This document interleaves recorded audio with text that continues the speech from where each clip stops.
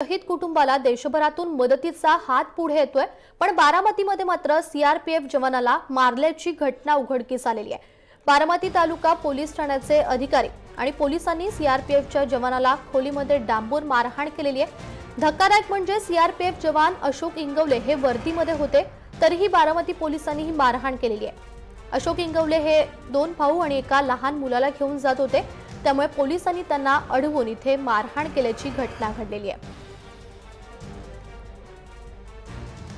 एका कार्यक्रमास गेलतो, त्यात मी वर्दी घालून कार्यक्रमास जाऊन आलो आणि हाच आम्ही फक्त निवेदन देण्यासाठी इथं समोर आलो होतो।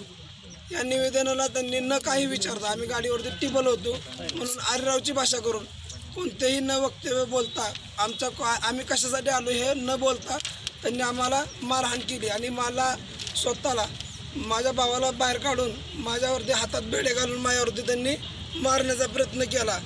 या पूर्ण शरीरावरती माझ्या त्यांनी आज 15 व्यक्तींना मारलेलं आहे। इथे सीसीटीव्ही फुटेज हे पूर्णपणे आमच्याकडे उपलब्ध आहे। यामध्ये जसा त्यांनी उल्लेख केलेला आहे की पोलिसांनी मारहाण केली आहे किंवा त्यांची वर्दी फाडलेली आहे, अशी कुठलीही गोष्ट या सीसीटीव्ही फुटेजमध्ये दिसत नाही। सीसीटीव्ही फुटेजमध्ये क्लिअर दिसतंय ते स्वतः गेलेले आहेत।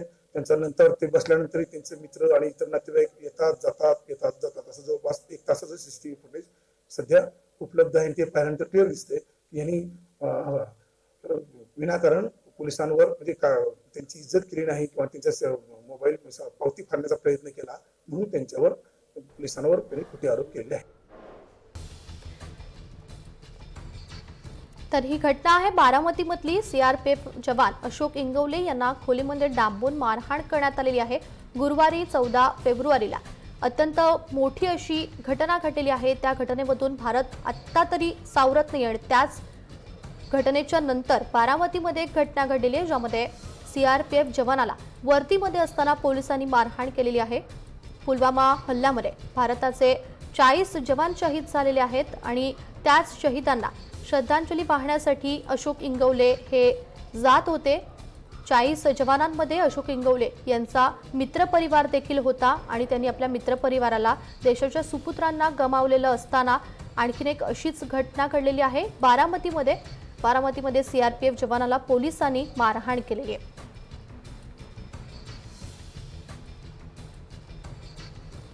आणि या संदर्भात आपण सविस्तर माहिती घेणार आहोत। आमचे प्रतिनिधी आहेत दादा थोरात। दादा, सीआरपीएफ जवान अशोक इंगवले यांना मारहाण करण्यात आलेली आहे, परंतु ही मारहाण नेमकी का करण्यात आलेली आहे, काय सविस्तर माहिती द्याल? अमृता, अशोक इंगवले हे सीआरपीएफच्या 18 नंबरच्या बटालियनचे जवान आहेत आणि याच बटालियन मधील काही जवान हे त्यांचे मित्र होते आणि पुलवामा हल्ल्यामध्ये 7 जवान त्याचे मित्र हल्ल्यामध्ये शहीद झाले। यामुळे या शहीदांना श्रद्धांजली वाहण्यासाठी अशोक इंगवले यांनी स्वतःच्या गावामध्ये शिवजयंतीच्या कार्यक्रमामध्ये श्रद्धांजली वाहण्यात यावी अशा स्वरूपाचं निवेदन पोलीस स्टेशनला घेऊन गेले होते। मात्र हे करण्यापूर्वी अशोक इंगवले यांनी ग्रामस्थांना देखील पूर्वकल्पना दिली होती। एवढेच काय तर त्यांनी खुद्द अजित पवार यांना देखील कल्पना दिली होती की श्रद्धांजलीचा कार्यक्रम मी आयोजित करतोय आणि आपण यासाठी हजेरी लावावी। हे सगळं करत असताना ते पोलीस स्टेशनला जाताना 2 चाकीवरती ट्रिपल सीट गेल्यामुळे पोलिसांना त्यांचा राग आला। मात्र अशोक इंगवले हे वर्दीवरती होते, त्यांच्या अंगावरती सीआरपीएफचा ड्रेस होता आणि हे असताना देखील पोलिसांनी या ड्रेसचा किंवा त्यांच्या पदाचा कसलाही मान न राखता फक्त कायद्याचा बडगा दाखवायचा म्हणून त्यांच्यावरती कारवाई केली। कारवाई करत असताना त्यांनी त्यांना बेड्या ठोकल्या आणि जेलमध्ये देखील टाकलं। हे सगळं अनधिकृतपणे केलेलं आहे। अशोक इंगवले यांच्यावरती कोणताही गुन्हा नोंदवलेला नसताना त्यांना लॉकअपमध्ये टाकण्यात आलं, हे बेकायदेशीर आहे। त्यांना बेड्या ठोकल्या, हे देखील बेकायदेशीर आहे। आणि एवढं घडत असताना पोलिसांनी मात्र या घटनेकडे अतिशय हलगर्जीपणानं पाहिलं आणि त्यांना मारहाण देखील केलेली आहे।